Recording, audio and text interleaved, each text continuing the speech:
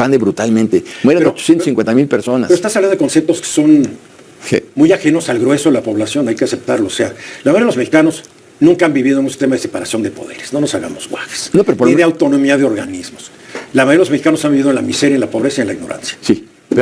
¿Qué tal, amigos de Legión Vanguardia? Yo soy Alfonso Muth. Nos encontramos el día de hoy, a martes 23 de diciembre del 2025. Si les gusta el video, por favor, apóyeme con un like, compartirlo y no olviden activar la campanita. Pues comenzamos rápidamente, donde los viejos canales siguen acostumbrando a intentar revivir a momias y a estos pseudointelectuales como Aguilar Camín, Krausen, y ahora le tocó presentar su libro a Francisco Martín, este mismísimo imbécil que dijo que le gustaría ver arder al Zócalo con los chairos ahí adentro si votaban por Andrés Manuel López Obrador. Y ahora describe su libro con facetas de los años 60, 70, de esas viejas costumbres que tenían estos pseudointelectuales. Y le dice amablemente Ruiz Gil y le pregunta de qué se puede rescatar de su porquería de libro. Y todavía dice que lo mismo que está pasando en los 60 y los 70, que pasó en los 60 y los 70, es lo mismo que está pasando en la actualidad. Cosa que Ruiz Gil está allá y lo para en seco y le dice que realmente lo que él piensa es pura basura,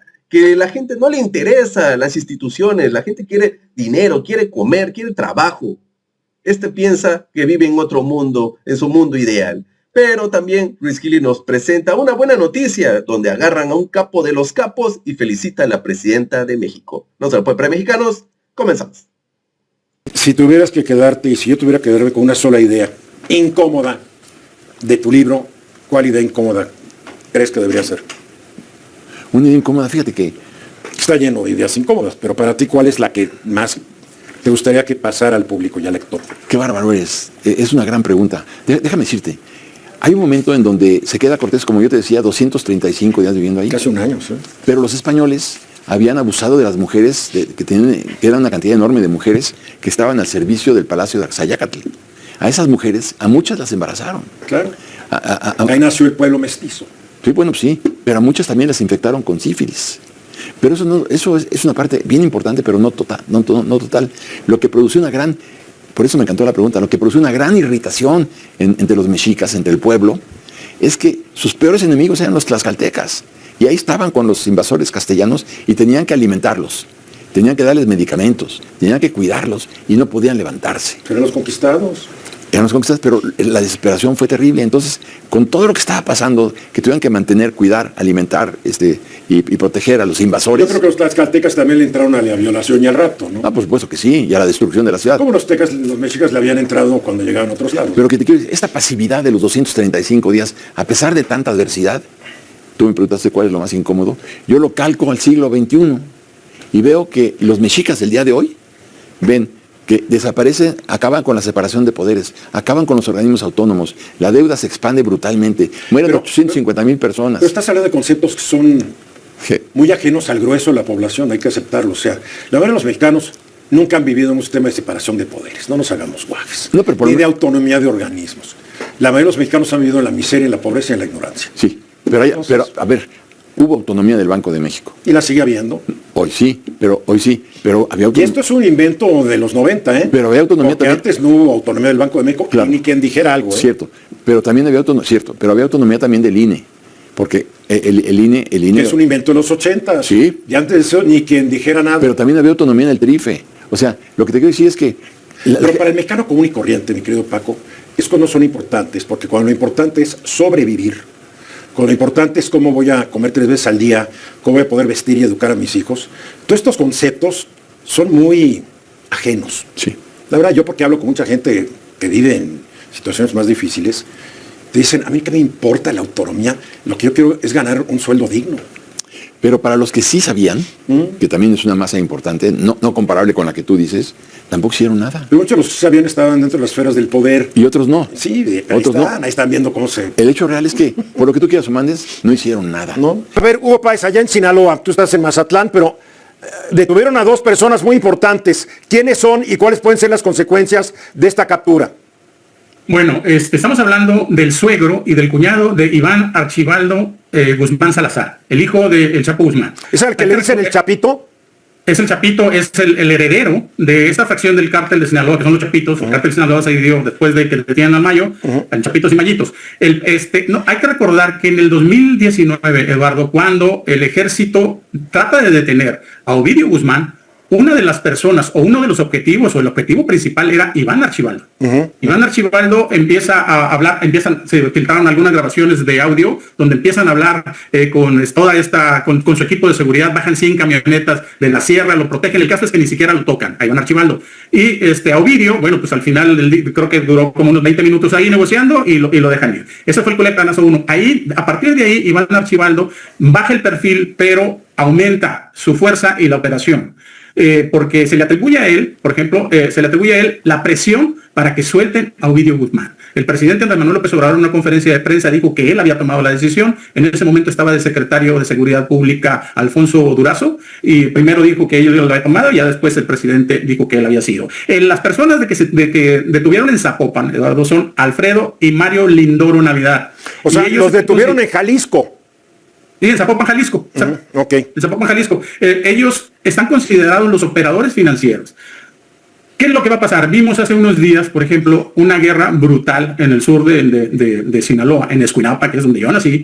Una guerra, un terror terrible. Hubo bombazos, hubo muertos, heridos, bloqueos de carreteras, quema de camiones, demás. Pero también en Culiacán, principalmente fue en Escuinapa. Y la información oficial que dio Presidencia de la República es enfrentamiento entre los Chapitos y los Mayitos. Eso se dijo en Palacio Nacional. Bueno, también comentó la presidenta Claudia Sheinbaum ayer que, pues no, el gobierno federal pues, obviamente no estaba a favor de ningún bando, pero pues nada más explicó ahí las cosas, ¿no? ¿Qué es lo que puede pasar en esto? Yo creo que esto puede ser una secuela también de los operativos o de los enfrentamientos que hubo aquí en el sur de Sinaloa, en Escuinapa y algunos otros en Culiacán.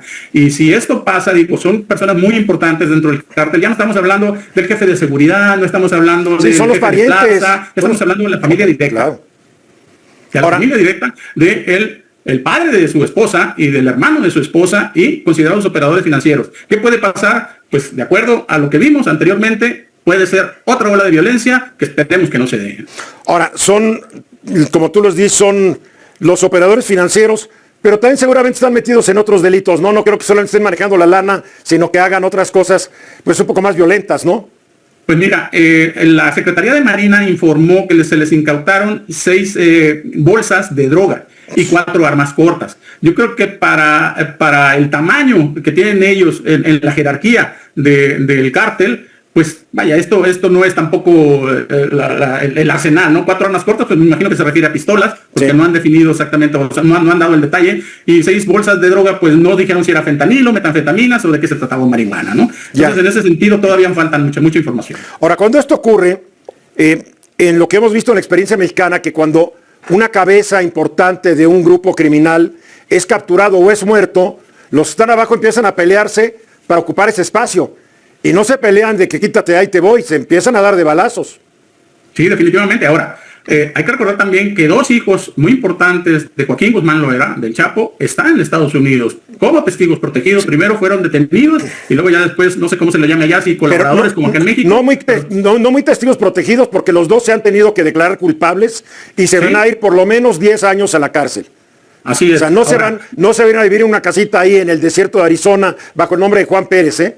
No, sí se declararon culpables, tal como Mayo Zambada, ¿no? En este sentido, bueno, pero sí han recibido el beneficio. Es que cuando tú te enfrentas a la justicia federal en Estados Unidos, ellos te ofrecen, a ver, ¿qué nos vas a dar? Y a cambio tal vez te quitemos unos años a tu pena de cárcel. Pero no es de que se van a ir de testigos ocultos y en una casita privada. Se van al bote. Sí, claro. Bien. Ahora, ¿a dónde voy? Que lo que tú estabas comentando, que normalmente la movilidad en estas jerarquías son los familiares directos, que en este caso pues serían los hermanos, porque Joaquín Guzmán Loera pues también ya está sentenciado en Estados Unidos. Entonces, de los hermanos, 2 de los más importantes, aparte de Iván Archibaldo, pues son ellos 2. Ahora, no le hicieron nada. Está el otro que nunca ha pintado mucho dentro de esto. Así es, Alfredo, creo que se llama. Pero ahora, en esa captura que hicieron en Zapopan, no le hicieron absolutamente nada a Iván Archibaldo, hay que decirlo, ¿no? Con claridad. Nada más es al suegro y al cuñado. O sea, los Lindoro Navidad, los 2. Muy bien. Bueno, pero ya son 2. Y eso es que se le va cerrando el cerco a Iván Archibaldo. A ver, Álvaro. Bueno, esto me parece que indica una vez un cambio de política. Vimos que con Enrique Peña Nieto, si bien no se abandonó la captura de capos, sí hubo una disminución notable comparada con el sexenio alterón, con Felipe Calderón. Y con Felipe vemos que Calderón con fundamentalmente fueron contra todos menos los del cártel de Sinaloa. Qué raro, ¿no? y con Andrés Manuel López Obrador no tuvimos este tipo de acciones en realidad, no era la prioridad en términos de estrategia de seguridad. Creo que este es un cambio que indica por qué en Estados Unidos le tienen tanto favor a Omar García Harfuch y por qué hay hasta cierto punto menos crítica al gobierno de Claudia Sheinbaum comparado con otros gobiernos. No solamente no hay crítica, están hablando muy positivamente de la presidenta y de su gabinete de seguridad. El embajador han estado refiriéndose de que México lo está haciendo muy bien. Así es. Yo creo que es el tipo de acciones, perdón, Hugo, es el tipo de acciones que espera el gobierno estadounidense con respecto al gobierno mexicano, y eso pues, en cierta medida es bueno, especialmente en el contexto de todo lo que está sucediendo desde Estados Unidos, Venezuela y también México con respecto a Estados Unidos. Correcto. Y el próximo año con el Tratado de Libre Comercio. Pues bueno, mexicanos, desde Televisa, TV Azteca, Grupo Fórmula, Ratinus, siguen intentando revivir a estas momias, a estas basuras de pseudointelectuales, que hay que recordar que ellos mismos se renombraron como pseudointelectuales porque realmente nadie los nombró con esa faceta. Y siguen todavía pensando que tienen voz. Es más, hasta Ángel Verdugo. Ahí voy a hacer un video de eso donde él lo comenta y dice, ahí está Krause en su espacio de informativo, y cuando ve los números de cómo lo ven, son 100 personas, 50 personas, 300, máxima 500 personas. En un México de 130 millones, son una basura. Y le siguen dando espacio a estos personajes que intentan regresar a sus privilegios que tuvieron anteriormente con los priistas. Y eso ya se acabó. Ya no van a regresar. Es más, ya como lo he mostrado en varios videos que dice Ruiz Gili, ese que se llama Ángel Verdugo. Ya pónganse a cuidarse de sus nietos. Ya basta. Ya se acabó su tiempo. Ya obtuvieron lo que quisieron, ya tuvieron sus milloncitos, ya viven bien, ellos y sus nietos, ya basta, como María Camín, como Pedro Ferriz, ya ni está en México, están en Estados Unidos viviendo la vida loca, y siguen ahí ching, no se cansan, porque se acostumbraron a no hacer nada y recibir plegarias, y eso ya se acabó con la Cuarta Transformación. Y que por favor, mejor, dejen trabajar a la presidenta de México, que está haciendo un excelente trabajo con todo su gabinete, y los que se están saliendo o se están cruzando el huacal, los está corriendo. Y así debería de ser. Caiga quien caiga. Eso es por hoy. Si les gustó mi video, por favor apóyenme con un like, compartirlo y no olviden activar la campanita. Adiós.